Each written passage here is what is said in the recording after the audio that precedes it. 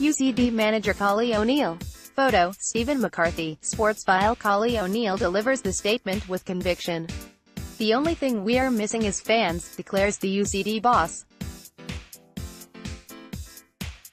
"If we had fans, we would be regarded as the absolute model club in this country." He backs up his argument with evidence, as he prepares for their return to the top flight, starting off with a trip to take on Derry City at the Ryan McBride Brandywell Stadium tomorrow night. Pretty much every spectator in the ground will be rooting against them, and that will be the norm both home and away throughout the forthcoming season. It was similar last term, as they stormed to the First Division title, although the volume of opposition attendances was on a smaller scale. The backdrops weren't too pretty either, whereas there's a bit more glamour about what's coming down the tracks now.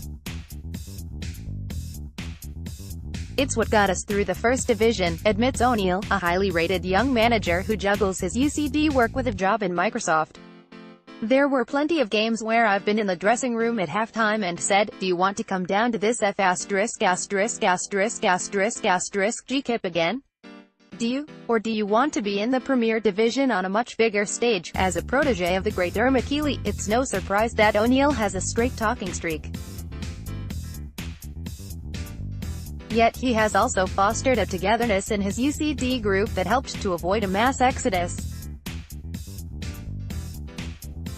All of his team were in college courses last year, but midfielder Greg Sloggett was finished his studies, so it was expected he would depart, and Derry snapped him up. The surprise departure was Dyra O'Connor, who was tempted away by Cork City.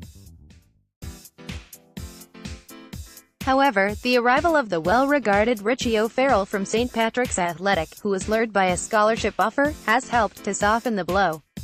That said, Dundalk have made a move to sign defender Liam Scales, while winger Neil Farrugia is also in demand after his appearance alongside Scales for Stephen Kenny's home-based U21 squad.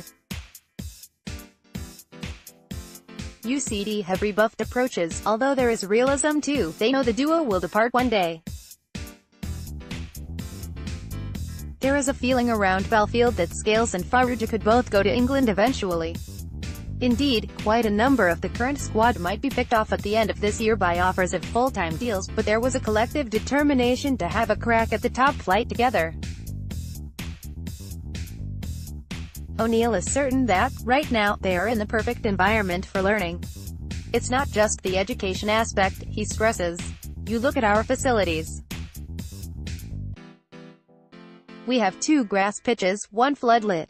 We have all weathers, our own high-performance gym. We've had that for years, and we are all in the one base. You ask any other club where do they train and they will tell you they are in one location one night, another location the other night. Where's their gym? They don't have one. We have all the full use of the sports science department. The reasons why our players excel is that they have the best of the best and they buy into all of it. Nutrition, recovery, we have it all. The only thing we are missing is the support." The 42-year-old is sanguine about attention coming the way of Scales and Farrugia. "They play with UCD, so they are not really used to having fans or the attention they are being given now," he says. "So when the Wolves are at the door and someone comes in and offers them 10 times more money than they could ever imagine, and they are playing on a much bigger stage, then of course their head is going to be turned." Thankfully, the 2 lads want to get their degree. They both finish up this summer. QPR came to try and see Farrugia last year and offered him a very, very good deal, but he said no because of that.